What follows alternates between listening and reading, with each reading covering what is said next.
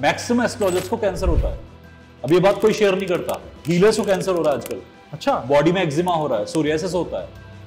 आप अब जब एनर्जी से खिलवाड़ कर रहे हो, आप किसी कर्म में बिना परमिशन घुसते जा रहे हो, आपकी बॉडी पे इंपैक्ट नहीं आएगा। मूर्ति में जो ऊर्जा है वो बहुत स्ट्रांग है। मंदिर का पुजारी जो हाथ लगा रहा है, उसकी फैमिली की हालत देखो।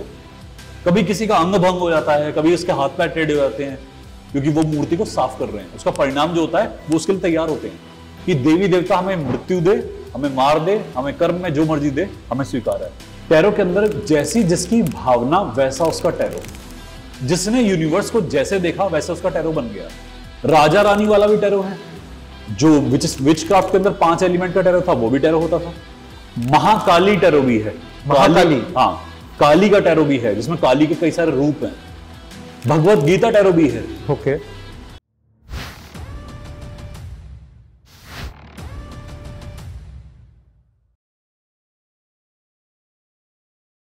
ओम भूर्भुवः स्वः तत्सवितुर्वरेण्यं भर्गो देवस्य धीमहि धियो यो नः प्रचोदयात्।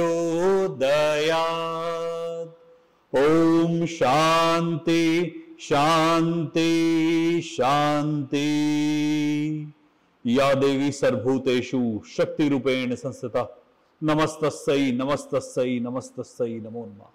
या देवी सर्वभूतेषु विद्या रूपेण संस्थिता नमस्तस्यै नमस्तस्यै नमस्तस्यै नमो नमः। हर हर महादेव, हर हर महादेव, हर हर Mahadev. What a brilliant start. Vibrations अच्छी थी और अच्छी होगी। थैंक यू सो नमस्ते सिद्धार्थ जी, आपका बहुत बहुत स्वागत है आन्विक की पॉडकास्ट पे। Thank you sir, thank you so much. बहुत ही अच्छा लग रहा है, स्पेशली आज एक नए लोकेशन पे आपके साथ। जब हम इधर आए, आपने बताया कि आपके पीछे जो मुग्दर दिख रहे हैं, गदा दिख रहे हैं, when you told me that आप ये प्रैक्टिस करते थे, तब मुझे समझ में आया कि क्यों मैंने ये पॉडकास्ट के लिए आज ये चूज किया, because that energy aligned. Exactly.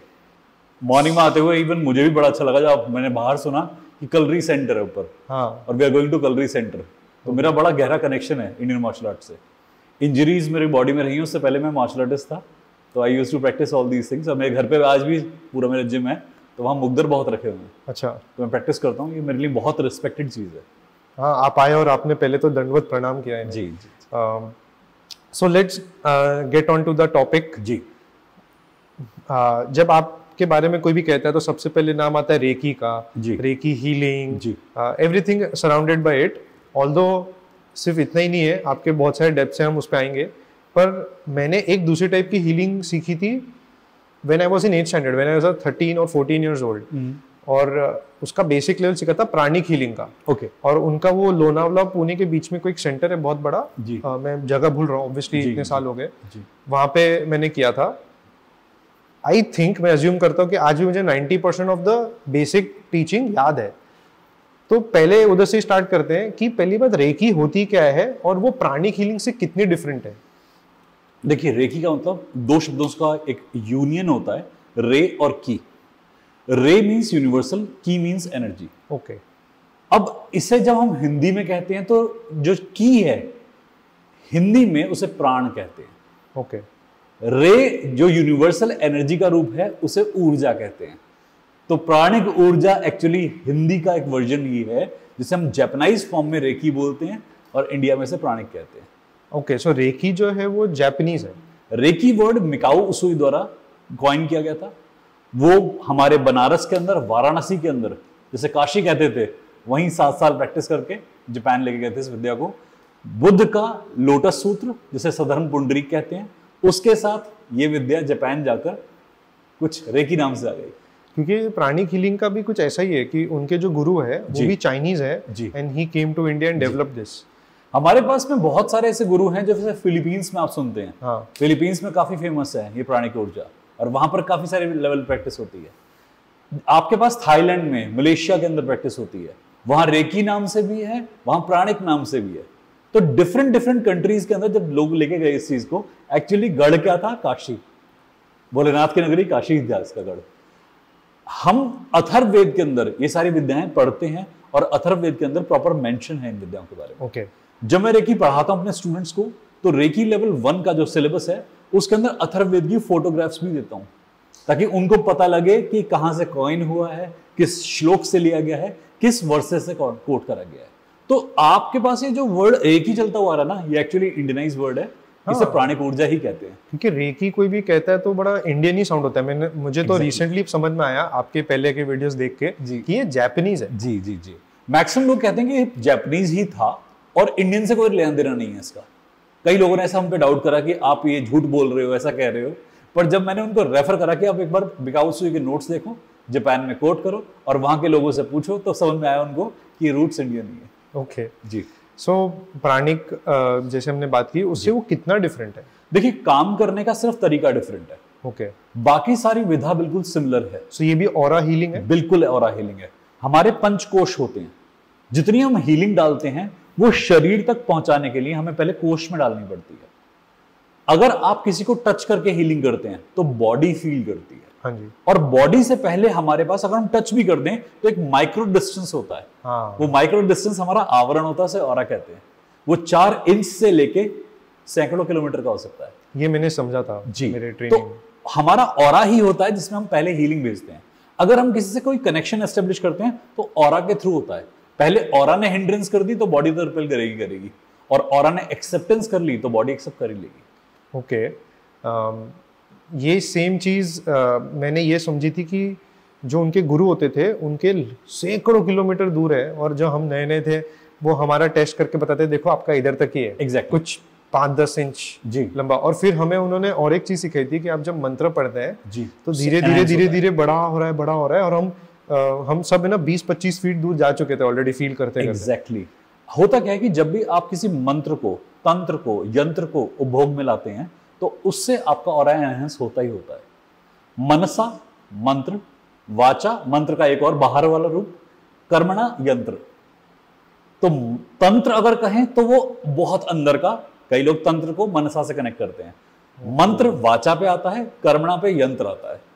तो अगर आप इन तीनों का रिहर्स करें, प्रैक्टिस करें, इम्पैक्ट तो आएगा। ओके। क्योंकि again I am going back to pranic because मेरे बहुत सारे रेफरेंसेस प्राणिक पे है। उसमें एक चीज उनकी कोई गुरु की स्टोरी बता रहे थे। कोई एक बड़े वेल्दी इंसान आए उनके पास और उन्होंने कहा तो उन्होंने उनका ऑरा स्कैन किया और उनको लिवर के अराउंड ऑरा में थोड़ी कमी दिख रही थी। मतलब समझो अगर बॉडी का स्कैन इधर है पर उनका ऑरा लिवर के आगे इतना था, बॉडी से बहुत ही पास। तो उन्होंने पहले ही कह दिया कि आपके लिवर में कुछ प्रॉब्लम है। और उन्होंने कहा है क्या बकवास कर रहा है, मेरा तो लिवर बढ़िया चल रहा है, कुछ प्रॉब्लम नहीं है। पर वो उनको 6 महीने बाद है ना इतनी तकलीफ आई कि सिरोसिस कुछ हुआ जी। और ये जो स्टोरी में समझा तो मेरे को उन्होंने ये कहा कि आपका है ना फिजिकल बॉडी से पहले ऑरा पे पता चल जाता है। And that was very astonishing. जी, आपने अगर मेरे पहले वीडियोस में सुना होगा तो मैंने इस बात को डिस्क्रिप्शन में कई बार बोला है कि ऑरा में इंसिडेंस सालों पहले आता है। अच्छा, आपके कई साल पहले आप ऑरा को स्कैन करना शुरू करें तो आपके कोई इंस्टेंस अपीयर कर जाते हैं। महीनों पहले तो पूरा विजिबल हो जाता है और शरीर पे सबसे आखिर में आता है। तो ऑरा स्कैनिंग से तो हम जान सकते हैं। यूजुअली ऑरा इंसान के बाहर एक एनवेलप होता है। जब ऑरा वीक है तो अंदर गड्ढे होते हैं, होल्स होते हैं, पोर्स होते हैं, और जहां कहीं गड्ढा होगा वहीं इशू आने वाला है। इशू अगर डार्क है तो पहले ब्राउन शेड आता है, इशू बहुत ज्यादा हाई है तो ब्लैक शेड आता है। ये भी colours. Yes, we can see colors as well. By naked eye? By third eye, by naked eye. If you're a practitioner, you can see by naked eyes also. If you're very toddler in this science, तो आपको for sure आंखें बंद करनी पड़ेंगी। तो पहले तो हम सब ध्यान ऐसे करते हैं, पर ध्यान वो होता है जो आंख खोल के भी टूटता नहीं है। अगर हम यहाँ बैठे हैं और हम ध्यान में चले जाएं तो आंख खोलकर बात करते करते भी मैं अपने ध्यान में हूँ, आप अपने ध्यान में। ये तो सुना है मैंने। आंख खोल के वाला ध्यान बहुत प्रैक्टिस से आता है। हाँ, I know it's not easy। हम तो आंख बंद करके नहीं कर पाते हम बहुत लोग। पर एक चीज मुझे मजा आती है इस बारे में कि जो हीलर्स होते हैं दे से कि ऑरा कम ज्यादा हो जाती है अगर आप है ना झूठ बोल रहे हैं, सच बोल रहे हैं। तो अगर कोई बंदा सच बोल रहा है तो उनकी आप देखोगे ऑरा बढ़ती जाएगी। बिल्कुल, आप ऑर्गेनिक, प्राकृतिक या सत्य के करीब रहोगे तो ऑरा एनहांस होता जाएगा। आप पंच एलिमेंट के पास रहोगे, 5 एलिमेंट के पास रहोगे, आपका ऑरा एनहेंस होता रहेगा। जितना नेचर के करीब रहोगे ऑरा एनहेंस होगा। जितना प्लास्टिक के पास, कंक्रीट के पास रहोगे, जैसे बिल्डिंग्स हैं इनमें कंक्रीट भरा होता है, आप सारा दिन कंक्रीट के अंदर रहोगे, आपका ऑरा स्क्वीज हो जाएगा। तो बेसिकली हीलर्स ये जो प्रैक्टिस करते हैं वो सामने वाला आदमी सच बोल रहे हैं झूठ बोल रहे हैं पकड़ सकते हैं आराम से।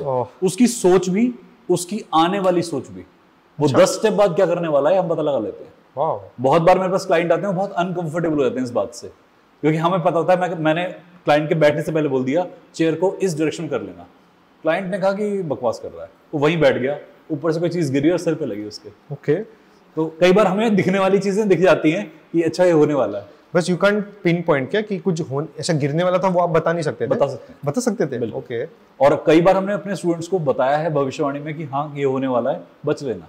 नहीं बचते, मानते नहीं है, बिलीवर नहीं है। एक बार तो पर जो होता है तो फिर आते हैं कि सर आपने कहा था ये हो गया, तब फेथ बनता है। बट ऐसा ना हो जाता है कि आप जब भविष्य बता देते हैं और वो फिर दिमाग में चलती रहती है, फिर law of attraction attracts that? देखिए क्या होता है कि यूनिवर्स में सब कुछ पहले हो चुका है, इनफाइनाइट वेरिएबल्स की फॉर्मेट में वो यही है आसपास वाइब्रेशन। इस मोमेंट के वाइब्रेशन से वो मैच करेगा, और अगर हम उस वाइब्रेशन को गेज कर सकते हैं तो हम इस मोमेंट के टाइमलाइन में एंटर कर सकते हैं। Wow, okay. It's simple vibration mechanism. आपके पास पास्ट भी है, प्रेजेंट भी है, फ्यूचर भी है इसी वक्त। ये मोमेंट ऐसे बहुत बार पहले भी हो चुकी होगी, आप और मैं शायद सैकड़ों रूप में पहले भी काम कर चुके होंगे, और शायद आज हम इस जगह पर दोबारा रिक्रिएट कर रहे हैं। तो डेजा वू फील होता है कई बार लोगों को। लोग कहते हैं कि यार ये मोमेंट पहले हुआ है, मैं यहाँ पे पहले आया हूँ। कैसे? क्योंकि इस यूनिवर्स के अंदर बहुत सारे मोमेंट हो चुके हैं। आपकी वाइब्रेशन उस वाइब्रेशन को टैप इन कर लेती है, यू फील द मैजिक कि ये तो हुआ था। क्योंकि आपने बहुत बार कहा भी है अपने पहले वीडियोस में कि जो rebirth regression, past life regression, उसमें ये चीजें आपने देखी और आप 11 बर्थ्स पे गए हैं, और उसमें अभी रिसेंटली 12वें पे ट्रेवल करा है। अच्छा, हाँ जी। एक पशु यूनि के अंदर ही था, 12वां बर्थ था। कई लोग नहीं मानते कि हम पशु होते हैं, ठीक है, वो उनका परसेप्शन है, बट हम यूनियां बदलते हैं। अगर कोई रीबर्थ में मानता है तो आई थिंक वो ये भी मानता है कि हम 84 लाख योनि है, ऐसा कुछ कहते हैं। देखिए, कई कहते हैं 84 कोटि होती हैं, कई 33 कोटि बोलते हैं, कई लोग कहते हैं 33 यूनियां होती हैं। हर एक्चुअली नरेशन का फर्क है। गर्भ होते हैं, हम हर गर्भ में ट्रेवल करते हैं। हाँ, ये तो मानते होंगे सारे, पर हर किसी का अपना अपना परसेप्शन है। हम सबकी रिस्पेक्ट करते हैं, यहाँ कोई डिसरिस्पेक्ट वाली बात नहीं, अपना अपना मान्यता है। मैं ब्राह्मण फैमिली से बिलोंग करता हूँ, मुझे जो मिली है रिवायतें मैं उन्हें फॉलो करता हूँ। तो हर किसी का अपना अपना परसेप्शन। और लेट्स मूव ऑन नाउ। तो रेकी बहुत टाइप की होती है कि एक ही टाइप की? ओके, देखिए आजकल क्या है कि कई दुकानें खुल गई हैं। मैं दुकान बोलूंगा पर्टिकुलरली वर्ड, क्योंकि क्या है, हर किसी को फेम चाहिए होता है, नेम चाहिए होता है। आजकल मैं देख रहा हूँ बहुत ही इसे कॉस्मेटिक या बहुत ही फैब्रिकेटेड रूप में भी ला रहे हैं कई बच्चे। अच्छा है कि एनर्जी की बात हो रही है, बट उसके पीछे यदि कंसेप्ट अच्छी है तो कोई बुरी बात नहीं है। ओके। ऑथेंटिक रेकी में भी आपकी हीलिंग की बात होती थी। एक्चुअली हीलिंग के डिवीजन है, रेकी के डिवीजन्स नहीं है, हीलिंग के डिवीजन्स है। रेकी के नाम डिफरेंट हो सकते हैं, बट हीलिंग का हमने डिवीजन बना दिया है। और किसी ने उसे शिव योग कह दिया है, किसी ने प्राणिक कह दिया है, किसी ने लामा फेरा कह दिया है, किसी ने उसूई रेकी कह दिया है। काम वही कर रहे हैं हर तरीके से। नाभि के नीचे मूल के पास अगर पहुंचे तो वहां 3.25 चक्र या 3.5 चक्र पर कुंडलिनी आधारित होती है। ये आप एक्सप्लेन कर सकते हैं क्योंकि थोड़ा सा ऊपर से गया। जी जी। कुंडलिनी ऊर्जा जो होती है हमारे रूट चक्र में, बेस के नीचे 3.25 चक्र या 3.25 चक्र पर ऐसे लिपटी होती है। ये कॉइल्ड एनर्जी होती है। यूनिवर्स में जब भी कोई बेसिक एनर्जी होती है, उसको सांप से सिग्निफाई करते हैं, से रिप्रेजेंट करते हैं। और हर धर्म के अंदर ये दिखाया गया है कुंडलिनी को ऐसे। अब ये ऐसे क्यों होती है कि जब सर्कल की एनर्जी आपको रिलीज फॉर्म में मिलेगी ना, तो ऊपर अपलिफ्ट होती है। अगर आपने देखा हो गांव में चिड़िया भगाने के लिए वो एक गोल गोल गोल पत्थर घुमाते हैं और छोड़ते हैं, तो जब भी कोई गोल एनर्जी कहीं छोड़ी जाएगी, प्रोजेक्शन करी जाएगी, तो बहुत ऊपर जाती है। तो यूनिवर्स ने एक बहुत ही सुपर हैवी और स्ट्रॉन्ग एनर्जी हमारे रूप में छोड़ी हुई है, जो हमारा अवेकनिंग का वेट कर रही होती है।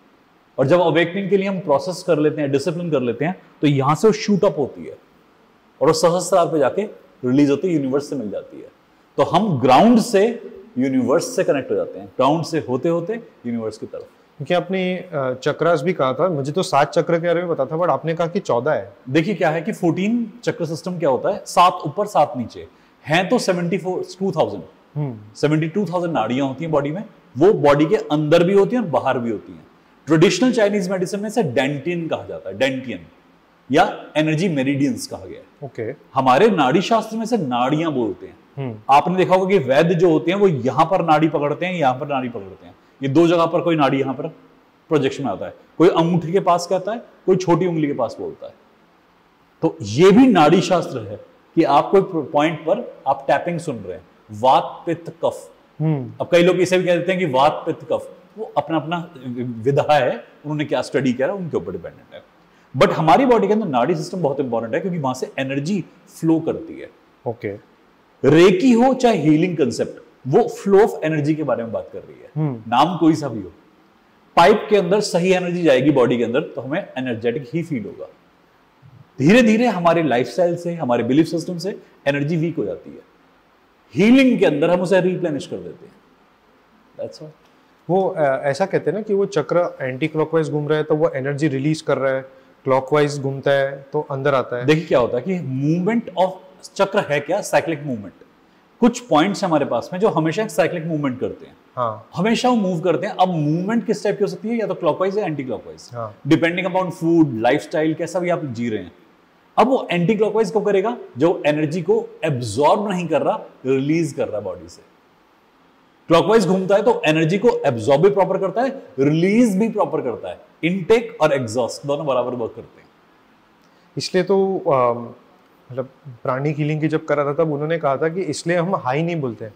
सो हम फिर वो जब भी वो कैंप में थे 3-4 दिन, तो हमें एकदम वर्जित था हाई बोलना। हम सबको नमस्ते, क्योंकि नमस्ते से एनर्जी आप में ही समाती है, आप दूसरों को देते नहीं हो। नमस्ते, आप अपने आप को भी ग्रीट कर रहे हो, आप दूसरे को भी ग्रीट कर रहे हो कि मेरे अंदर का शुद्धिकरण आपके अंदर के शुद्धि स्थल से प्रणाम स्वीकार करे। मेरा शुद्ध स्थल आपके शुद्ध स्थल से जुड़े, मेरा हृदय चक्र आपके हृदय चक्र से जुड़े, और हमारे पास जितने प्लैनेट्स हैं, जितने एनर्जी सेंटर्स हैं, सारे जुड़कर बैलेंस बनाए। मैं अपनी ईड़ा से आपकी अपनी ईड़ा को जोड़कर या पिंगला को जोड़कर, ईड़ा और पिंगला का कॉम्बिनेशन से आपको प्रणाम करता हूं।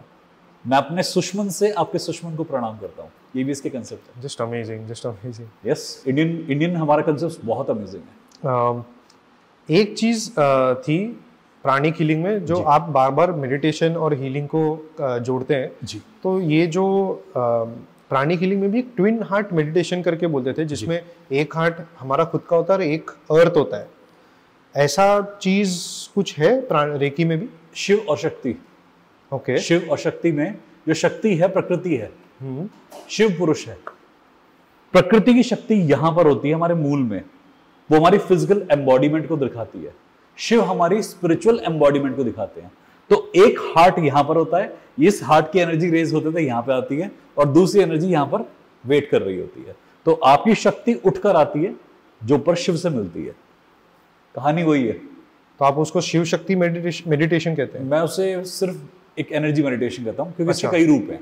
गौरी शंकर कह देता है कोई इसे, कोई गणपति के नाम से जानता है इसे, कोई लक्ष्मी गणेश कह देता है इसे, कोई विष्णु लक्ष्मी कह देता है। सबने नाम दिए हैं, कहानी वही है। ओके। आज मुझे आपसे कुछ थोड़ी अलग बात करनी थी, क्योंकि जब मैंने स्टार्टिंग में आपका इंट्रोडक्शन छोटा सा दिया जी, उसमें मैंने कहा रेकी, पर मैंने ये भी कहा था कि आप और भी चीजें करते हैं, तो हम उस पर आते हैं अभी। क्योंकि आपने बहुत सारी जगहों पे बहुत सारी बातें कही है, पर आज मुझे थोड़ा सा मैंने प्रयास रखा है कि अलग कुछ करें। ठीक है सर। आप टैरो रीडिंग भी करते हैं, टैरो कार्ड रीडिंग? जी जी बिल्कुल। तो पहली बात, मेरी भी फैमिली में कोई टैरो कार्ड रीडिंग करता था जी, ऑल्दो उतना सक्सेसफुल नहीं रहा, तो मेरा इस पे भरोसा कभी इतना बना नहीं। पर मैंने देखा था कि वो 2 टाइप की रीडिंग करते थे, 2 टाइप के कार्ड्स होते थे। एक ओशो था और एक दूसरे का आपने शायद राइडर वेट कहते हैं जी। क्या ये 2 टाइप के होते हैं? और पहली बार टैरो कार्ड होता क्या है? ओके, मैं आपके पहले क्वेश्चन को थोड़ी देर में आंसर करता हूँ। सेकंड क्वेश्चन बहुत ब्यूटीफुल है कि टैरो होता क्या है, का काम करता भी है ये। आपके पास ये पल चल रहा है, ये टाइम चल रहा है, बाहर से पेड़ के पत्ते भी ले आओगे ना आप उस पे, और इस पे कोई पैटर्न बनाकर आप कहीं इस पल को रीड करने का प्रयास करोगे तो भी आप कर सकते हो। जितने लोग हमें सुन रहे हैं, आपके व्यूअर्स सुन रहे हैं, प्रोडिक्शन किसी भी तरीके से हो सकती है। ओके। आप जब अपने सम अवस्था में बैठते हो, आप अपनी न्यूट्रल स्टेट में बैठते हो और इस मोमेंट के अंदर होते हो, तो यूनिवर्स आपको गाइडेंस देनी शुरू कर देता है हर माध्यम से।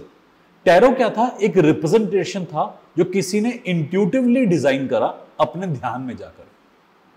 जब ओशो के डिसाइपल ने उसे डिजाइन करा ओशो की गाइडेंस के अनुसार और जेन के अनुसार, ओशो ने जो जेन के बारे में बोला है और जेन की जो फिलॉसफी है, तो नाम पड़ा ओशो जेन कार्ड। हाँ। राइडर वेट कार्ड भी किसी ने डिजाइन करा एक राजा रानी का फ्रेम लेके। ओके। तो वहां king card, queen card, night card, page card, ऐसी कहानियां डाली हैं क्योंकि वो कॉलोनाइज का टाइम पीरियड था, कॉलोनाइजेशन का टाइम पीरियड था। राइट। जो ओरिजिनल टैरो आते थे वो आते थे आपके पास में विच क्राफ्ट के अंदर। ओके। जो विचेस के पास में थे। अब राजा रानी को ये समस्या होती थी कि विच इतनी पावरफुल नहीं होनी चाहिए, राजा से ऊपर कोई नहीं होना चाहिए, तो विचेस को बर्न किया गया था इंग्लैंड के अंदर, आयरलैंड के अंदर। उस एरा में हमारे पास टैरो का इन्वेंशन होना शुरू हुआ था और उन कार्ड्स को विच का नाम हटाकर राजा रानी का नाम लगा दिया गया था। ओके। तो यहां से आया था राइडर वेट कार्ड। ये कई सारे लोगों को शायद नहीं पता होगा। कबालिक सीक्वेंसिंग भी है कि कबाला से आया था, ईरान और आपके इराक के पास में, इसके एरिया के पास में एक जगह पाई जाती है, वहां से हमारा काबालिक सिस्टम आया था। टैरो वहां से भी कहते हैं, वहां से ज्ञान लेके आए थे। हर सभ्यता में टैरो रहे हैं। टैरो का मतलब बेसिकली होता है, अगर आप कोई एस्ट्रोलॉजी समझता हो तो प्रश्न कुंडली। हाँ। कि एक होती है हमारी जन्म कुंडली, कि जब हम पैदा हुए तो टाइम ऑफ बर्थ हमारा, प्लेस ऑफ बर्थ हमारा, और हमने उसके हिसाब से डिजाइनिंग कर ली। बट जब आपके पास में अपनी डिटेलिंग नहीं है तो आप कैसे लगा सकते हैं कुंडली? हाँ जी। तो कुंडली बनाने का होता है कि आपके प्रश्न का जन्म का समय, प्रश्न तो अभी पूछ रहे हैं ना, तो जन्म का समय अभी का होगा। ओके। प्लेस ऑफ बर्थ मेरा होगा, इसलिए वो कार्ड इमीडिएटली चूज करते हैं। तो प्रश्न कुंडली ही होती है टैरो। जितनी भी साइंसेस में हम अभी आंसर देते हैं वहां प्रश्न कुंडली ही बनती है। ओके। तो टैरो एक तरह से प्रश्न कुंडली ही है। इसकी कंसेप्ट हमारे जो आप एस्ट्रोलॉजी का सिस्टम है उससे काफी रिजेंबल करती है। ओके। इवन न्यूमरोलॉजी में एक टॉपिक एड्रेस कर दूंगा मैं यहां पर। कई लोग कहते हैं कि डेट ऑफ बर्थ वो होनी चाहिए जो डॉक्यूमेंट में लिखी है, नेम ऑफ बर्थ वो होना चाहिए डॉक्यूमेंट्स में लिखा है। ओके। पर ये कंसेप्ट अब ऑब्सोलीट होती जा रही है क्योंकि आपका नेम और डेट वो रेलिवेंट है जो आप अब हो। मेरे सामने जो व्यक्ति बैठा है ये इंपॉर्टेंट है, जो कागजों में बंद है वो इंपॉर्टेंट है। बट एस्ट्रोलॉजी तो वैसा है नहीं। प्रश्न कुंडली में हमारे पास एस्ट्रोलॉजी में यही करते हैं। अच्छा। कि दो विचारधारा मिलाते हैं, एक वो कुंडली जब आप पैदा हुए, एक वो कुंडली जो अब है, दोनों की रेलेवेंस चेक होती है। तो हम प्रश्न कुंडली बनाते हैं हर क्लाइंट के लिए और एक लग्न कुंडली भी बनाते हैं। लग्न कुंडली हमें वो दिखाती है जो पहले हो चुका था, प्रश्न हमें वही बताता है इस मोमेंट का। क्योंकि आपने जो बात कही ओशो वाली, तो मुझे दो कार्ड बहुत हमेशा याद रहते थे। एक था हर्मिट कार्ड, ओके, और एक ऐसा कार्ड था जिसके अंदर there were lot of sheeps, but उसमें एक लायन था एंड वो कंफ्यूज था कि कंडीशनिंग कार्ड कहते हैं। हाँ, उसका नाम है कंडीशनिंग। मेरे को ये दो कार्ड याद थे क्योंकि वो दोनों के जब वो सीख रहे थे तो मेरे बाजू में थे, तो उसके एक्सप्लेनेशन चालू थी। मुझे वो कार्ड का नाम आपने अभी बताया, बट वो ऐसा कुछ कार्ड था कि अब वो भूल चुका है कि वो तो पला बड़ा शीप में, पर वो भूल गए कि वो शेर है। तो now it's time to move out and embrace yourself. ऐसा हमें ना वास्तविकता भूलने की आदत होती है। हाँ। और वास्तविकता देखने के लिए शेरों क्या करना है, बस पानी के पास तक जाना है। जब पानी में जाएगा ना, अपना रिफ्लेक्शन देख ले बस। हमें आईना ही देखना भूल गया है। हम सभी के साथ ये कंडीशनिंग होती है कि हम आईना देखना भूल जाते हैं। ओशो की जो टीचिंग्स हैं वो बहुत गहरी हैं। ओके। और वो हमेशा ना अपने अवेकनिंग के बारे में बात करके गए। मैं हालांकि कई बार कई चीजों से एग्री नहीं करता, बट उनकी कुछ फिलॉसफी ऐसी है मैं बहुत पसंद करता हूं। और इन कार्ड्स में उनकी फिलॉसफी का ना कोशेंट समझ में आता है। कंडीशनिंग कार्ड जैसे आपने रेफर करा और सभी व्यूअर्स के लिए है कि आप अगर उस कार्ड को लेकर थोड़ा ध्यान करोगे ना, तो थोड़े दिन में आपकी कंडीशनिंग टूटनी शुरू हो जाएगी। कार्ड्स के साथ, टैरो कार्ड के साथ आप मेडिटेशन भी कर सकते हो। ओके। हाँ, आप टैरो कार्ड निकाल कर, जैसे ओशोजन कार्ड है वो तो बहुत प्यारे मेडिटेटिंग कार्ड है, इवन हीलिंग कार्ड है। अच्छा। अगर हम कार्ड खोलते हैं तो हमारी हीलिंग होनी शुरू होती है। जिस व्यक्ति के लिए कार्ड खोलते हैं उसकी हीलिंग होनी शुरू होती है। 5 कार्ड खोलने के बाद में नींद आनी शुरू होती है, ऐसा लगता है अब सोने वाले हैं, क्योंकि माइंड रिलैक्स हो चुका है, बॉडी रिलैक्स हो चुकी है। एग्जैक्टली। और जो मेरे स्टूडेंट्स हैं, मैं एक कार्ड पढ़ाता हूं, कहते हैं सर बहुत तेज नींद आ रही है। बोरियत की तरह नहीं, थेरेपी की तरह से। फिर धीरे धीरे 2 कार्ड खोलने शुरू करे, 3 कार्ड खोलने शुरू करे। मैंने कहा इस कार्ड को अपने सामने रखो और देखो इसे घूर के। इंसोम्निया जैसा था, मैंने कुछ कार्ड दिए उसे कि रात को सोने से पहले इस कार्ड को देखो, गहरी नींद में उतर गए। वाह। तो ओशो कार्ड के अंदर तो जैसे आप टैरो की बात कर रहे तो वहां तो मिरेकल मैंने बहुत देखे। इवन राइडर वेट कार्ड में भी मिरेकल है। पर राइडर वेट कार्ड में क्या होता है, ये सबको एड्रेस कर देते हैं इस बात को कि कई बार अगर आप अट्यूनमेंट लिए बगैर, एक चीज होती है अट्यूनमेंट, कि किसी भी साइंस में, हीलिंग साइंस के अंदर एक बार कुंडली के अंदर एनर्जी कोई एंटर कर दे गुरु, तो उसे अट्यूनमेंट कहते हैं कि आपकी फ्रीक्वेंसी और यूनिवर्स की फ्रीक्वेंसी को सिमिलर कर दिया। तो अगर आप अट्यूनमेंट करे बगैर आप कोई भी टैरो खोलते हो तो एनर्जी के हैवी थ्रस्ट को फेस करना पड़ता है। आप पहली बार बिना विद्या सीखे, बिना कोई एनर्जी विद्या सीखे आप एनर्जी से जो इंटरेक्शन करते हो तो इट्स वेरी डिफिकल्ट। तो अच्छा रहता है कि आप सब जब इस वीडियो को सुनो तो पहले अट्यूनमेंट लीजिए लेवल 1 का एटलीस्ट, या अपने गुरु को बोल दीजिए कि during the course of syllabus वो आपको लगातार एनर्जी बैलेंसिंग सिखाता रहे। सो बेसिकली कोई ना कोई टाइप का हीलिंग जैसे रेकी, प्राणी, कुछ तो सीखना चाहिए, क्योंकि आपको अपने को आपको प्रोटेक्ट करना है। नहीं तो कार्ड खोलते हो बहुत भारीपन फील होता है, एनर्जी हैवी हो जाती है, आप कार्ड के साथ बहुत ज्यादा कनेक्ट कर जाते हो। तो कॉर्ड्स डिस्कनेक्ट करनी भी आनी चाहिए, अपने आप को कार्ड की एनर्जी से रिलीज करना भी आना चाहिए। और राइडर वेट के अंदर हमने कई बार महसूस करा कि जो लोग इम्बैलेंस के स्टेट में जाते हैं उनके साथ एक डार्कनेस अटैच हो जाती है। राइडर वेट को बहुत लोग नहीं खोल पाते। अच्छा। क्योंकि उनको पेन फील होना शुरू होता है। मेरे स्टूडेंट्स को एक्जिमा होना शुरू हुआ बॉडी के अंदर। जिस दिन टैरो खोला उस दिन बॉडी के अंदर बर्निंग शुरू हो गई। ओके। हमने एक्सपेरिमेंट, मुझे लगा बेवकूफी है ऐसी बात कर रहा है, हमने बार बार एक्सपेरिमेंट करा, और एक के साथ नहीं, 2 के साथ नहीं, हमने कई लोगों के साथ एक्सपेरिमेंट करा। और actually it was a condition कि लोग बता नहीं रहे थे बट उनके ऑरा के अंदर कहीं ना कहीं एलर्जी आनी शुरू हो गई थी। हुआ क्या कि एनर्जी इतनी हाई हो गई कि वो कंट्रोल नहीं कर पाए। ऐसा क्या है कार्ड में? देखिए, कार्ड को जब एम्पावर करा जाता है ना, जैसे प्राण प्रतिष्ठान कहते हैं, ओके, तो कार्ड को भी ऐसे अट्यून करा जाता है। तो एक फ्रीक्वेंसी होती है जो कार्ड के अंदर इम्बाइब्ड होती है। आप यदि अट्यूनमेंट के बगैर उसे हाथ लगाएंगे तो आप हिल जाएंगे। मतलब मान लीजिए आप किसी अघोरी, किसी कपाली का रुद्राक्ष अपने हाथ में पकड़ ले, ओके, आप 2 मिनट में हिल जाएंगे। क्योंकि उसकी पूरी जिंदगी का सत्व उस एक रुद्राक्ष में है। आपने सुना भी होगा, अघोरी कहीं रुद्राक्ष अगर दे के मार दे तो सामने वाले की मृत्यु हो सकती है। क्योंकि उसका जो रुद्राक्ष है उसमें पूरा सत्व है उसका, तपस्या का। और अगर वो किसी के भले के लिए रुद्राक्ष दे दे, दान कर दे, तो उस इंसान के बारे न्यारे हो सकते हैं। करते हैं, मैंने बहुत सारे अघोरियों से बात करी है, खुद मिलकर उनसे फील करा है, और मेरे हाथ में ऐसा एक रुद्राक्ष आया भी है जिसमें कपाली की ऊर्जा भी थी और अघोरी की ऊर्जा भी थी। वाह। और वो इतना बर्निंग रुद्राक्ष था कि पहली बार जब हाथ में आया था तो मुझे हाथ में ऐसा लगा गड्ढे में से यहां से गड्ढा होगा, ये पार हो जाएगा, इतना बर्निंग था वो। Even after you being such a grand master? Yes. Okay. मेरी ग्रैंड मास्टर से उसका कोई संबंध नहीं है। उसकी जो ऊर्जा थी इंसान की बहुत स्ट्रांग थी, और जो उसे लेके आया था रुद्राक्ष को, उसने अपने जूतों के डब्बे में रुद्राक्ष भर रखे थे और अलमारी के नीचे घुसा रखे थे। मैंने कहा, हे मूर्ख, ये काम नहीं करते, रुद्राक्ष को ऐसे नहीं रखते। कहता, सर मेरे पास 2 किलो रुद्राक्ष है। 2 किलो? मैंने कहा, इतने रुद्राक्ष घर में करना क्या है? कहता, बस मुझे कलेक्शन का शौक था, नेपाल जाता रहता था, ले आया। कैलाश मानसरोवर की यात्रा मेरे ख्याल से उन्होंने हजारों बार की थी, लाते रहे, घर में जूतों के डब्बे में भर दिए और उसे रख दिया शेल्फ के नीचे।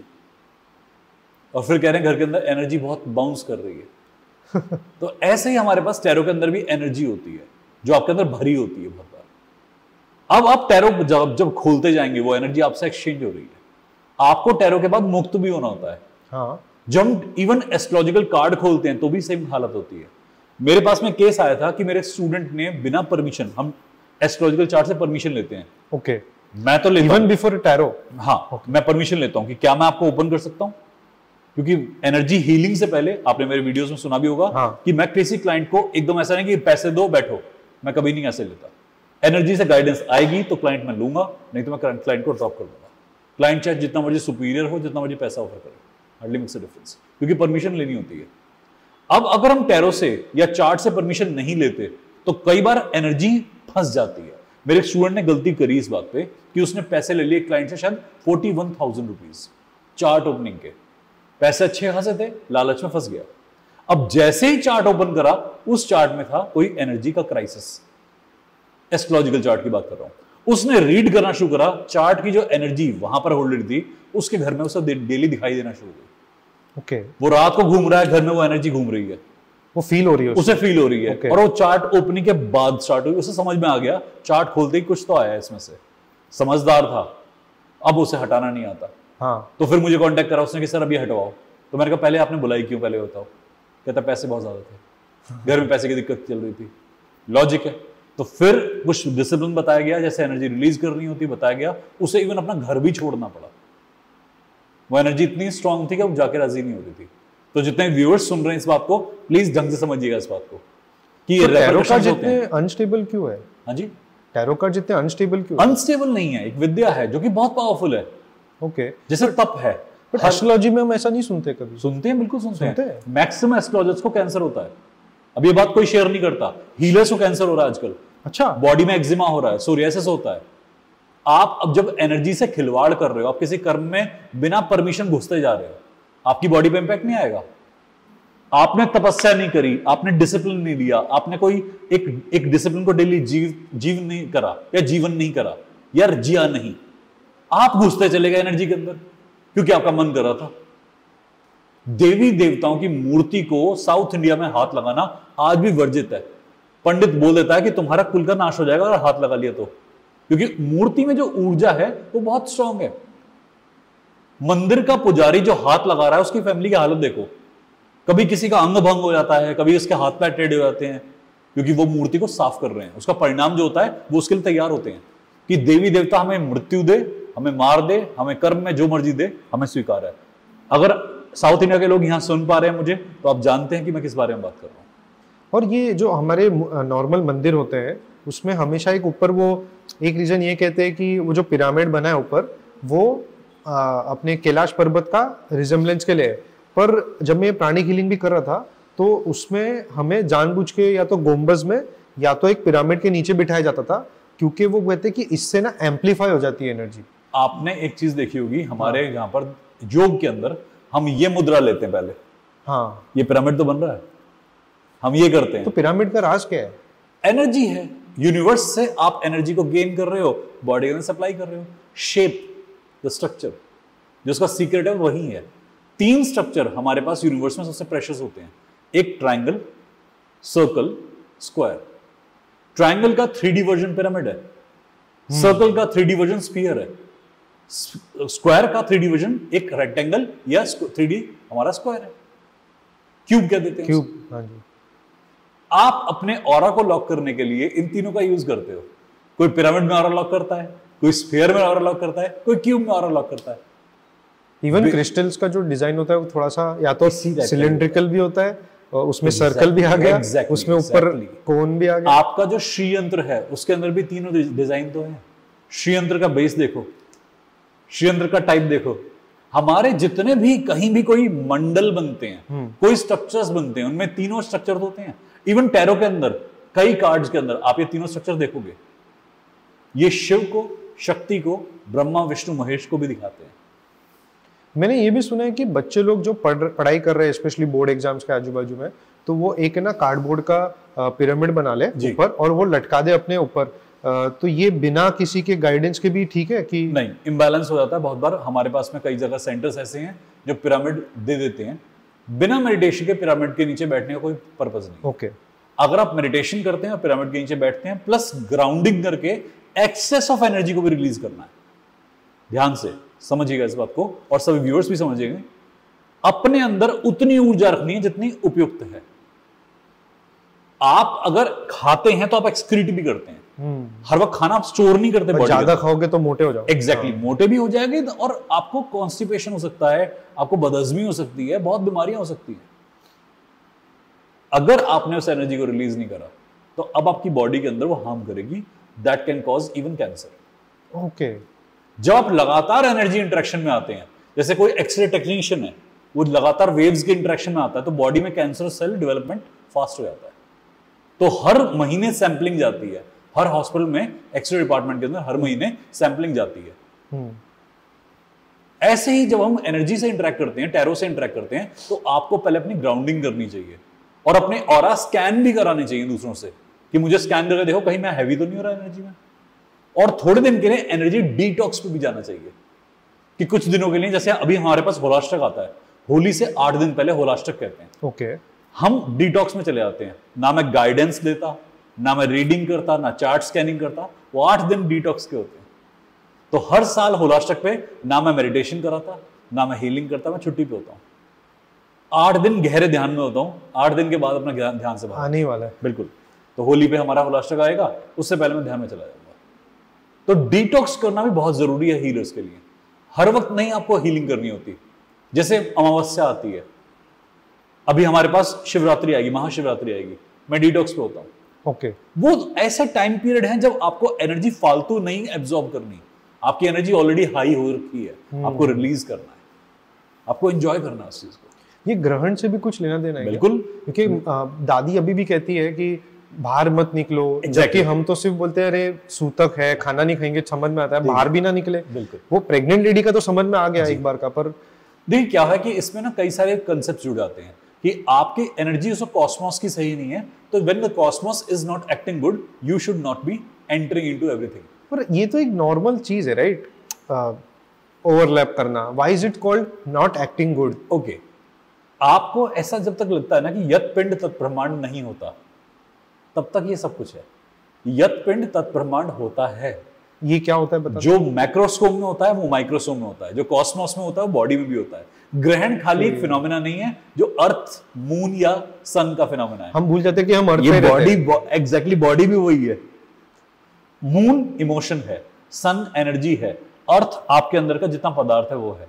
ये तीनों चेंज हो रहे हैं और इस दिन पर शांति रखनी चाहिए, व्रत रखना चाहिए, उपवास करना चाहिए। हाँ, वही सूतक तो होता ही है। ये लॉजिक होता है, इसके पीछे बहुत गहरा साइंटिफिक लॉजिक है। तो ये मेंस्ट्रुअल साइकिल में भी जब बहुत सारी लेडीज को कहा जाता है कि 3 दिन तक किचन में ना जाए, इसके पीछे भी कुछ है कि ये सिर्फ अंधविश्वास है? देखिए क्या होता है कि ये वैसे तो आजकल के डिसिप्लिन में बहुत मुश्किल है। हाँ, क्योंकि अब ना न्यूक्लियोसेंट्रिक लाइफस्टाइल है। घर में काम करने वाली भी एक ही है, वही काम करती है, नहीं जाएगी तो कैसे काम चलेगा। बट आपकी बॉडी जब ऐसा चेंज में आती है तो कायदे से आपको रेस्ट मिलना चाहिए। पुराने टाइम पे हाइजीन के इक्विपमेंट्स भी उतने नहीं थे, सैनिटरी के जो चीजें हैं वो भी इतनी अवेलेबल नहीं थी, तो सैनिटेशन कारण से भी ऐसा होता था, हाइजीन कारण से भी ऐसा होता था। पर आजकल तो ऑब्जेक्ट बहुत सारे अवेलेबल हैं, प्रोडक्ट बहुत सारे अवेलेबल हैं, प्लस साथ ही साथ क्या है कि वो टाइम बॉडी में पेन का होता है, तो एक स्त्री को रेस्ट मिलना चाहिए। और वो भगवान के पास भी जाने नहीं बोलते हैं। देखिए क्या होता है, आप जब बहुत खुले मूल आधार के साथ हो, आपका मूल आधार खुला हुआ हो, आप किसी भी धार्मिक स्थल पे ना जाएं, बहुत ज्यादा एनर्जी इंटेक हो जाएगी। एग्जैक्टली, मूल में से एनर्जी एंटर कर जाती है बॉडी। और ये इसको जो सेक्स चक्र कहते हैं, मेरे ख्याल से वो क्रिएटिविटी के लिए भी कहा जाता है। और मैं इस बात से यहीं पे थोड़ा डिफर करूंगा कि सेक्स चक्र ये नहीं होता, इसके ऊपर वाला होता है। अच्छा, मूल आधार जो होता है वो प्रजनन का चक्र होता है, वहां से एक जीवन निकलता है। बट जो इंस्टिंक्ट होती है आपकी सेक्स की, वो इससे ऊपर वाले में होती है, जिसे हम कहते हैं आपका भूख का चक्र, स्वादिष्ठान, जहां सारे स्वादों का स्थान होता है। तो वो होता है नाभि से 3 उंगली नीचे, स्वादिष्ठान। उसके बाद होता है आपका क्रोध का चक्र, घमंड का चक्र, ऊर्जा का चक्र, मणिपुर, मणिपूरक, ये नाम दिए जाते हैं। Okay. तो आपकी बॉडी के अंदर ना जो इंस्टिंक्ट्स हैं, सेक्सुअल इंस्टिंक्ट्स, वो सेकंड चक्र पे होती है, नाभि से नीचे। तो अगर कोई इंसान इंस्टिंक्चुअल हो रहा है, बहुत सेक्सुअल इंस्टिंक्ट्स आ रही हैं, अगर अपने स्वादिष्ठान की हीलिंग करेगा तो बैलेंस होना शुरू हो जाएगा। पर रूट की हीलिंग करेगा तो बैलेंस नहीं होगा। मुझे इससे एक और चीज याद आ गई प्राणिक केयर में, जब हम लोग कुछ या तो हीलिंग कर लेते हैं या हम हीलिंग के पहले भी बहुत डिस्ट्रैक्ट फील करते हैं, क्योंकि बहुत कॉन्सेंट्रेटिंग का काम है। तो उसमें वो कहते हैं कट ऐसे बोलना नाभि के ऐसे, क्योंकि आपकी जो भी सारी अटैचमेंट्स है वो अम्बिलिकल कॉर्ड जैसे वो नाभि पे जुड़ती है। उसे कॉर्ड डिस्कनेक्शन कहते हैं। ओके, उसे ऋणाणु बंधन से मुक्त होना कहते हैं। तो कट कट कट ऐसे कहते हैं, या पीछे से भी करते हैं, कट कट कट। कोई कॉर्ड्स यहाँ भी होती हैं, कॉर्ड पीछे भी होती है। कुछ चक्र पीछे ज्यादा, दोनों चक्र हमेशा अगली तरफ भी है, पिछली तरफ भी है। ये भूत है, ये भविष्य है, आप वर्तमान है। तो भूत और भविष्य को दोनों को कट करना होता है, अभी वर्तमान सही हो पाएगा।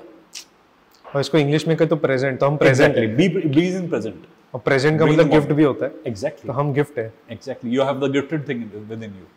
सो let's come back to tarot. थोड़ा सा आई थिंक टैरो से निकली बात, but let's come back to a question कि ये 2 टाइप की टैरो होती है क्या? टैरो असंख्य टाइप की होती है। ओके, टैरो के अंदर जैसी जिसकी भावना वैसा उसका टैरो, जिसने यूनिवर्स को जैसे देखा वैसे उसका टैरो बन गया।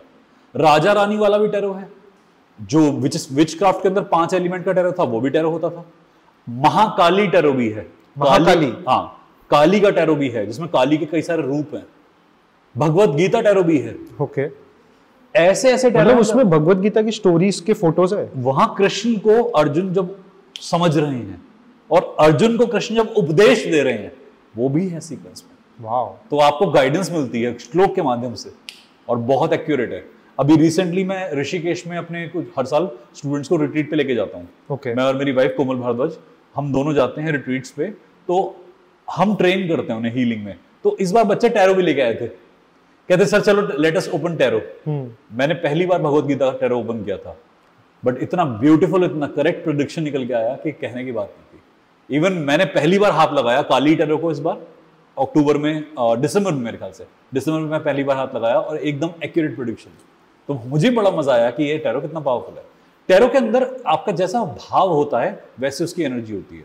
तो व्यूअर्स के लिए बता दूंगा कि पहले टैरो को हाथ लगाने से पहले अपना बैलेंस और ग्राउंडिंग कर लें, क्योंकि कई बार काली वाला जो टैरो है लोग उससे बहुत फैसिनेट होते हैं, बट कई बार लोगों ने जब काली टैरो ओपन करना शुरू करा तो उनको डरावनी चीजें दिखाई देनी शुरू हो गई। जैसे कई बार रात को उठ के बैठ रहे थे, बेचैनी हुआ, घर में लगा कोई एनर्जी मूव कर रही है। तो when you open the gate of energy, जब एनर्जी गेट ओपन करते हो आप एनर्जी फील्ड में घुस सकते हो, एनर्जी भी आपकी दुनिया में आ सकती है। तो इस गेट को खोलते हो। As a healer you also take those energies in you when you heal. It happens, but we have to be neutral, we have to make our aura lock. हम अपना ऑरा लॉक नहीं करेंगे तो हम किसी की हीलिंग नहीं कर सकते।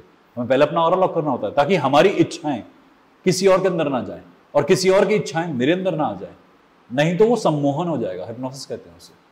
ओके। या तो मैं उसे कर लूंगा अगर मैं बहुत तगड़ा हूं उस चीज को क्रिएट करने में, नहीं तो वो कर लेगा। तो आपके पास में जो टैरो है ना, आपका साइंस, वो बहुत लॉजिक सिस्टम पे आधारित है। हमारे पास में कई सारे ऐसे इंडिया के अंदर और भी चीजें हैं टैरो को रिजेंबल करते हैं। जैसे एक आता है मोक्ष पटकम। ओके। शिव और शक्ति ने एक हमारे पास में चौसर का निर्माण किया था। शिव ने शक्ति के लिए किया था, वो भी इससे रिजेंबल होता है। Okay. तो टैरो, जो आज आप टैरो देख पा रहे हैं, ये रामचरितमानस के अंदर एक पीछे एक दोहा के हिसाब से, चौपाइयों के हिसाब से प्रेडिक्शन का एक मेथड भी है। अगर कभी रामचरितमानस खोल के देखेंगे तो ओके। आप अगर हमारे मोक्ष पटकम को देखेंगे तो वहां से भी चीजें आती हैं, चौसर को भी देखेंगे वहां से भी चीजें आती हैं। तो टैरो ऐसा एकदम डिजाइन नहीं हुआ है, टैरो कई युगों से था। मतलब टैरो ऐसा लग रहा है कि वो नेचर में अवेलेबल था, हमने उसको बस कार्ड्स पे मैनिफेस्ट कर दिया, इम्प्रिंट कर दिया। हमारे यहाँ शुक विद्या भी थी, जो तोते से हम कार्ड निकलवाते थे। हाँ। और शुक विद्या हजारों सालों चल रही है। आजकल तो बहुत ही बेकार फॉर्मेट मिल रहा है उसको देखने का, बट जब शुक विद्या थी, अश्व विद्या थी, श्वान विद्या थी, इन विद्याओं से हम जानवरों से भी एनर्जी निकाल सकते थे कि आपका जानवर आपकी एनर्जी को लेके आएगा, आंसर और प्रेडिक्शन लेके आएगा। बिकॉज एनिमल जो होते हैं प्योर सोल होते हैं। ह्यूमन का माइंड इन्फ्लुएंस हो सकता है, एनिमल को इन्फ्लुएंस करने के लिए ताकत लगती है वो, क्योंकि अपनी एक स्टेट में कॉन्स्टेंटली मेंटेन होते हैं। हाँ, उनकी डीएनए काफी इनग्रेन्ड होती है। हाँ। तो ये विद्या हमारे पास भी थी। तो टैरो ऐसा नहीं कि ये अभी अभी आई बात है, ये बहुत सदी में चल रहा था हमारे पास। ओके जी। एक जैसे आपने अभी ये कहा पूजा की जैसी है, हमारे नेचर में है, तो जैसे मैंने सुना है कि राग होती है गाने की, म्यूजिक के अंदर राग होती है, तो उसकी भी टाइम होती है जी। तो मेरा फिर यही नेचुरल सवाल आ रहा है कि ये टैरो खोलने का भी कोई टाइम होता है?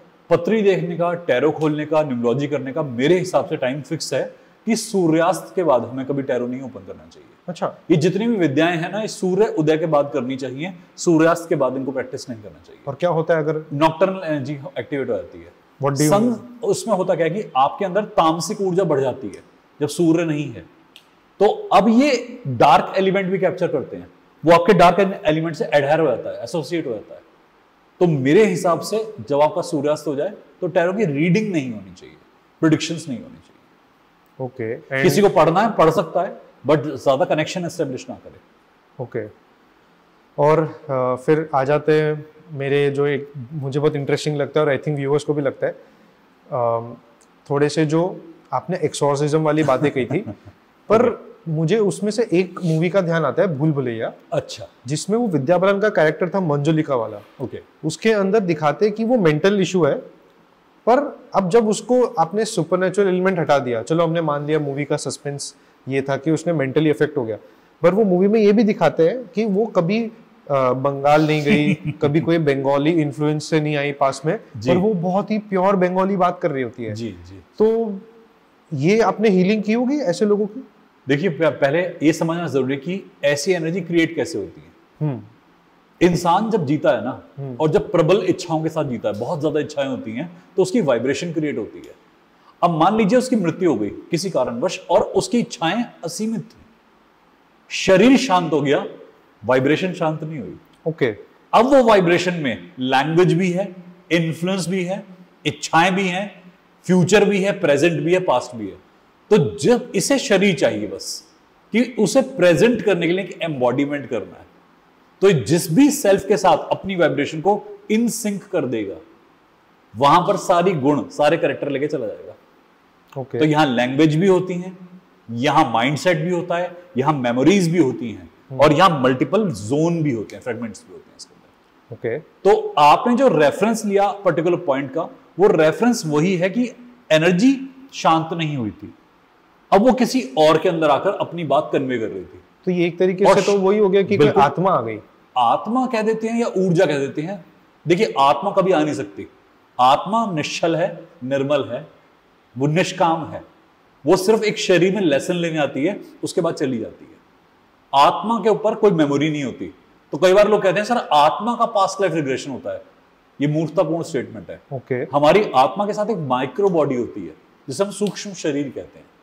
वो सूक्ष्म ही आपकी अगली लाइफ में आत्मा के साथ जाता है। सारी मेमोरीज, सारे इंप्रिंट्स उस सूक्ष्म पे होते हैं। इवन जो एनर्जी अटैक होता है वो भी माइक्रो बॉडी पे होता है, सोल पे नहीं होता। कोई भी एनर्जी आपकी सोल को इंपेयर नहीं कर सकती, और किसी एनर्जी ने अगर किसी की सोल तक एंटर कर लिया, दैट मींस उससे वो ट्रांसफॉर्म हो चुका।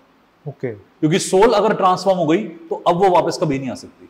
ओके। सो जब आप ये कहते हैं कि एक बच्चे में या एक डॉग में आपने वो एनर्जी या वो आत्मा या प्रेत जो भी है, भूत प्रेत एनर्जी, ओके, तो ये भूत प्रेत होता ही नहीं है, इसका एक वाइब्रेशन होता है। ओके। एक वाइब्रेशन है, वो किसी के साथ में जुड़ना चाहता है। बच्चा निर्मल था, सॉफ्ट था, वो उस ऊर्जा को होल्ड करके दूर नहीं कर पाया। इस एनर्जी ने उसके अंदर प्रेजेंस शो कर ली, वाइब्रेशन मैच करके। अब वो बच्चा उस एनर्जी को मिमिक कर रहा है, प्लस अपने सेल्फ को भी एक्सप्रेस कर रहा है। तो जो मेरा एग्जांपल था एनिमल का और बच्चे का, ये इसी पे आधारित था कि वाइब्रेशन उनके अंदर थी और बहुत स्ट्रांग वाइब्रेशन थी। तो वो किसी कोई पर्सनालिटी जो डेड हो चुके हैं उससे क्यों इतना स्ट्रांगली अभी भी अटैच है? क्योंकि वो तो जा चुके हैं, उनकी आत्मा भी शायद दूसरे किसी के अंदर जन्म ले चुकी होगी। हमेशा कहते हैं कि आपके अंदर की तरंगे नहीं मरती, यूनिवर्स में तरंगे कभी नहीं मरती। अगर आप अभी जो वर्ड हम बोल रहे हैं ना, ये भी ब्रह्मांड में ऐसे ही रहेंगे एज इट इज, सदियों सदियों तक। इवन कृष्ण ने जो गीता बोली है ना, जो बांची है, वो भी आज भी विद्यमान है।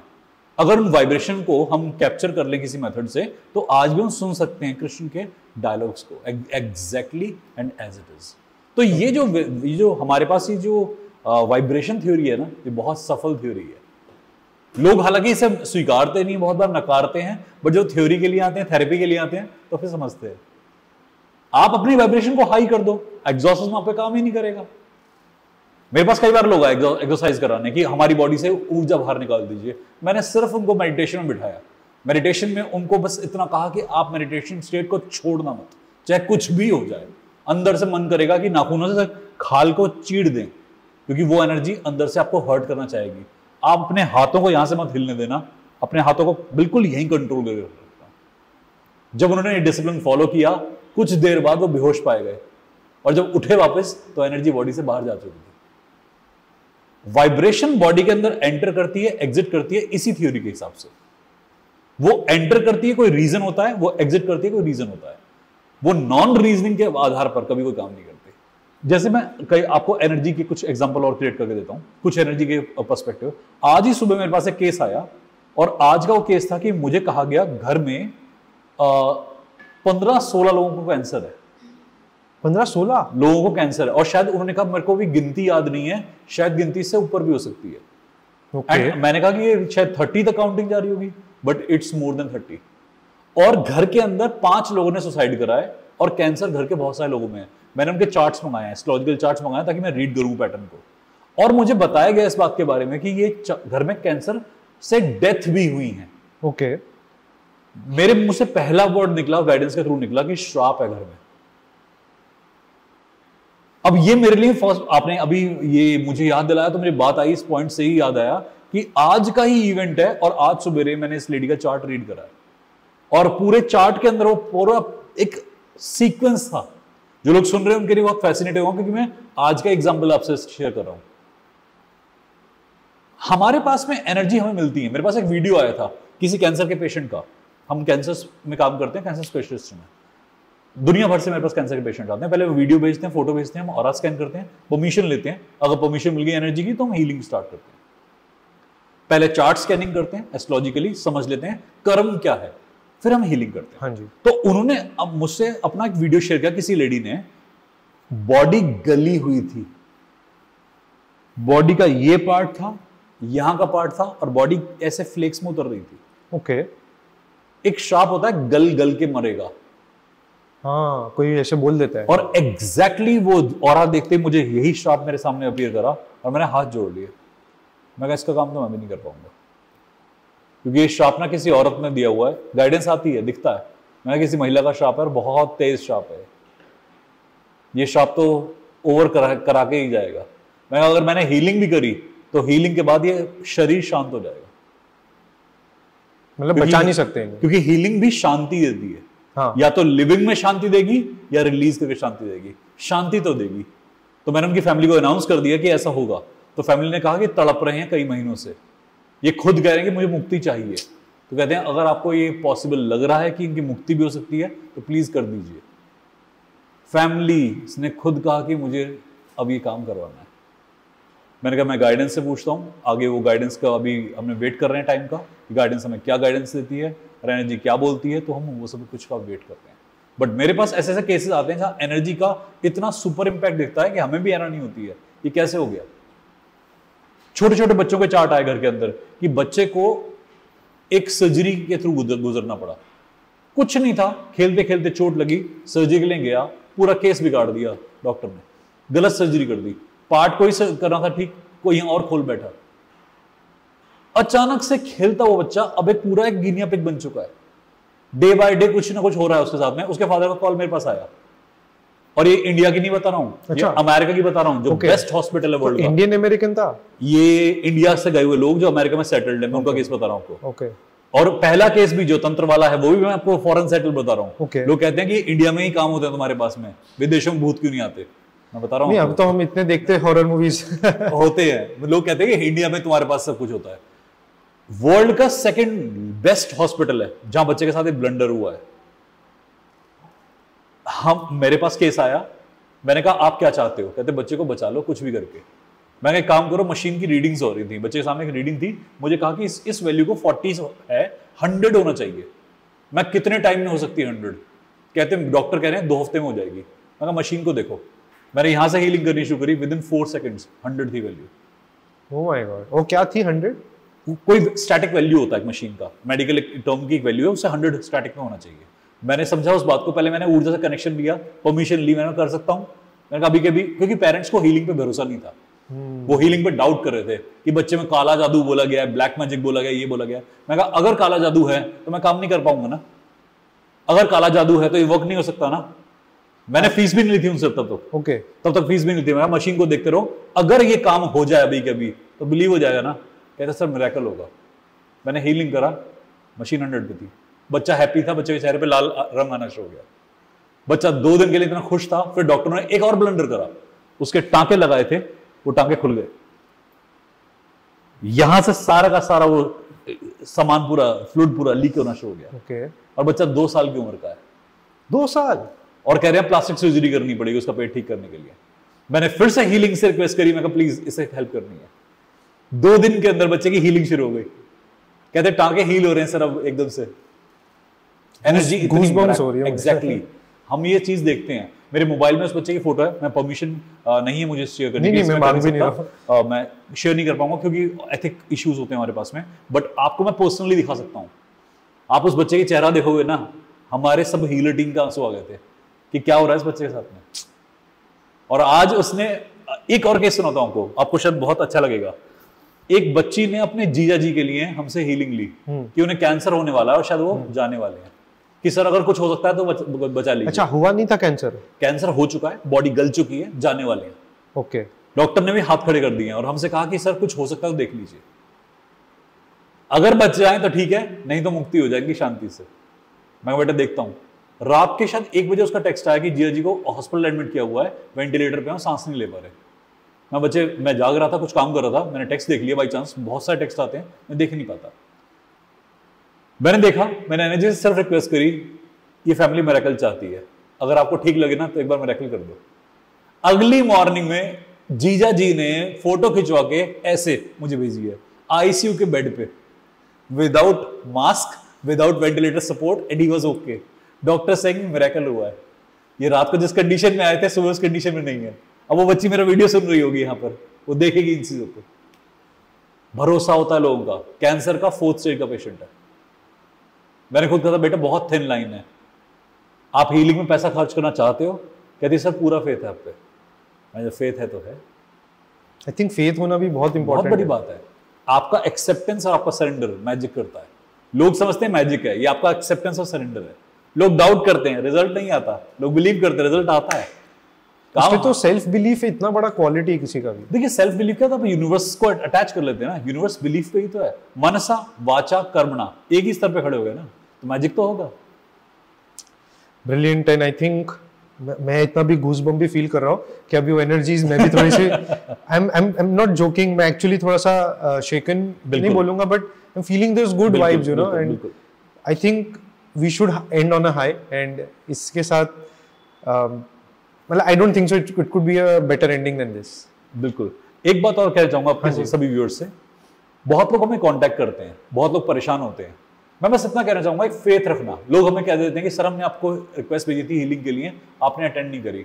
आप जिस वक्त रिक्वेस्ट भेज रहे हो ना, एनर्जी तब से आपकी हीलिंग शुरू कर चुकी है। लोग कहते हैं आपने हमारा टेक्स्ट 2 हफ्ते में देखा। मेरे पास एक्चुअली 2000 से लेकर 3000 टेक्स्ट पर डे आते हैं। बहुत बड़ा नंबर है जो हमारे पास हम रिसीव करते हैं। कॉल्स इतनी आती हैं कि हमारे पास कॉलर कम पड़ जाते हैं, जबकि इतने सारे लोग कॉलिंग पे लगे हुए हैं हमारे साथ में। मैं सबसे रिक्वेस्ट करूंगा, हमें व्हाट्सएप करें, बार बार रिमाइंडर डालें व्हाट्सएप पे, हमें हर दिन रिमाइंडर डालें। अगर हम मिस कर देते हैं ना, तो ऐसा नहीं कि हम मिस करना चाह रहे हैं, हम इसलिए मिस कर रहे हैं क्योंकि बहुत सारे कॉल हैं और बहुत सारे हमारे मैसेजेस हैं, और मैं खुद पर्सनली हर एक मैसेज को रीड करता हूँ। ओके। मेरे जितने भी हीलर्स, रीडर्स हैं, कॉलर्स हैं, वो मुझ तक हर एक मैसेज पहुंचाते हैं, और मैं क्लाइंट को खुद पर्सनली डील करता हूं। 10 मिनट देता हूं कि आप चंक निकालिए मेरे रूटीन में से, मैं इनसे बात करूंगा, एक बार एनर्जी को जान लूं, उसके बाद आगे जाना है नहीं जाना है वो सर्व करूंगा। अगर एनर्जी मेरे लायक नहीं, मैं वहीं मना कर देता हूं। क्योंकि अगर आपसे रिस्पांस नहीं आता तो लोग ना निराश हो जाते हैं, फिर वो दे कॉल आउट नेम्स कि नहीं ये तो भ्रम है, ये तो स्कैम है, और वो सब चालू हो जाता है। और आप बिलीव करेंगे कैंसर के इतने पेशेंट हैं। कल मेरे पास एक कॉल आया, उसे लगा टेलीकॉलर जवाब दे रहा है, तो मैंने उनसे बात करी। कहते हैं आप कौन सा बोल रहे हैं? मैंने कहा मैं सिद्धार्थ भारद्वाज बोल रहा हूँ। वो इतने मेस्मराइज हो गए, कहते हैं सर आपने फोन उठाया हमारा।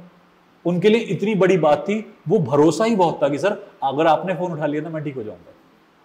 भगवान ने ना इतना आशीर्वाद दिया, महादेव का इतना कृपा है ना कि ये लोग इतना बिलीव कर रहे हैं। मैं आप सबसे कहना चाहूंगा, प्लीज बिलीफ मत तोड़ना। आपकी मृत्यु कैंसर से नहीं होगी, बीमारी से नहीं होगी, आपके डिसबिलीफ से होगी। जब तक बिलीव कर रहे हो ना, कुछ नहीं होगा। एंड आई थिंक एक्चुअली ये मैं खुद से भी देखता हूँ कि जब मैं बीमार होता हूँ तब मैं एक्चुअली इतना लोड नहीं लेता। मतलब ठीक है मेरी इम्यून अच्छी, मैं ऐसे सोच के रखा हूँ। आई डोंट नो कितनी अच्छी है, एक्चुअली ब्लड टेस्ट रहते तो ठीक है आ जाती है, 1-2 नीचे होते हैं पैरामीटर्स, बट फिर वो अपने आप से ना 1-2 दिन में ठीक हो जाता हूँ। कभी कभी होता है 4-5 दिन लग जाता है, बट फिर वो मैं सोचता हूँ कि it's maybe it was due in some time. बस उसी के साथ फिर एंड करते हैं। बहुत बहुत धन्यवाद, थैंक यू सो मच, नतमस्तक आपको। Thank you so much. ऐसे ही आप लोगों की जिंदगी निहारते रहिए, थैंक यू सो मच, और हील करते रहिए। Thank you so much. हर हर महादेव, हर हर महादेव, हर हर महादेव।